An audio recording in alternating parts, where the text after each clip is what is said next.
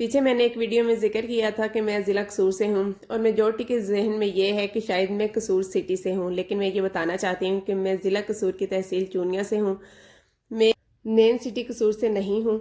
और यहाँ पे मैं ये बात कहना चाह रही थी कि चूनिया के गिरदोनवा 2 हावर्स की राइड पर अगर कोई भी मुझे ऑर्डर प्लेस करवाना चाहता है तो वो ऑर्डर कर सकता है और मैं राइड बुक करवा के उनका ऑर्डर उन तक पहुँचा सकती हूँ अगर वो अफोर्ड कर सकते हैं। अगर वो अफोर्ड कर सकते हैं तो मुझसे कॉन्टेक्ट कर सकते हैं इंस्टाग्राम पे और फेस इसके अलावा मुझे फेसबुक पर भी ऑर्डर कर सकते हैं और सारी डिटेल मैं आपको फेसबुक पे बता दूंगी। इंस्टाग्राम पे अगर आप मुझसे कॉन्टेक्ट करना चाहते हैं तो इंस्टाग्राम पे भी मैं आपको बता सकती हूँ। सेम नेम के साथ मेरा इंस्टाग्राम अकाउंट है और मेरा फेसबुक का पेज भी है। आप जहाँ भी आकर अगर सिंसेयर हैं तो आप मुझसे कॉन्टेक्ट कर सकते हैं। आज मुझे रेक्टेंगल शेप में केक बनाने का ऑर्डर मिला है और मैं बहुत एक्साइटेड थी इसे बनाने के लिए, क्योंकि फर्स्ट टाइम ये ऑर्डर मुझे मिला है। इससे पहले स्क्वायर में भी बनाए हुए हैं और राउंड में भी, इसके अलावा हार्ट शेप में भी बनाए हुए हैं, लेकिन रेक्टेंगल शेप में नहीं बनाए हुए थे। तो यहाँ पे मैंने 8 इंच के पैन में केक को बेक कर लिया था। इस स्पंज केक की मुकम्मल डिटेल मेरे यूट्यूब चैनल पे मौजूद है। अगर आप देखना चाहते हैं तो आप सेम नेम से सर्च करके आप मेरे चैनल पे इसका विजिट कर सकते हैं। बहुत ही यमी ये केक बनता है और मेरे कस्टमर्स इसको बहुत ज़्यादा पसंद करते हैं। तो यहाँ पे मैंने एक छोटा पार्ट काट करके साइड से एक तरफ लगा के तो इस तरीके से एक्स्ट्रा जो था वो काट दिया है। अच्छा, रेक्टेंगल शेप में हो या फिर स्क्वायर शेप में जब केक होता है तो उस पर क्रीम का थोड़ा सा यूज़ ज़्यादा होता है तो उसका वेट ऑटोमेटिकली ज़्यादा हो जाता है। तो इसलिए थोड़ा सा जो साथ से अगर कट गया तो इससे वेट पे कोई असर नहीं होगा। तो कस्टमर ने मुझे वनीला केक का ही ऑर्डर दिया था, तो मेरे पास टॉपिंग पड़ी हुई थी मैंगो की, तो मैंने मैंगो जो टॉपिंग है उसी को पानी में मिक्स करके तो शुगर सिरप भी बना लिया था और इस तरीके से मिडल में भी ऐड कर दिए।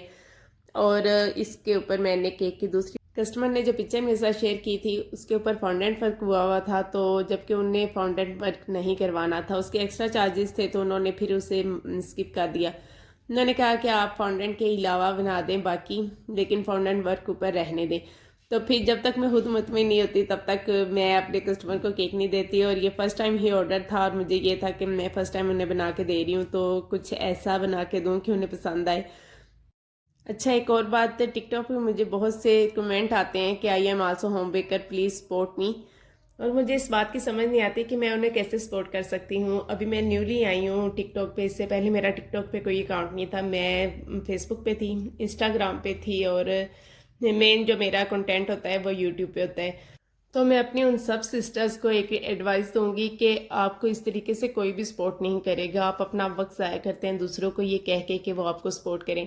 आप ज़्यादा फोकस इस बात पे करें कि उनकी ऐसी कौन सी बात है जो उन्हें लेके आगे जा रही है। आप खुद में वो बातें लाने की कोशिश करें, खुद के अंदर इम्प्रूवमेंट करें, तो फिर आप देखें आप खुद ही आगे जाएंगे, बहुत आगे जाएंगे।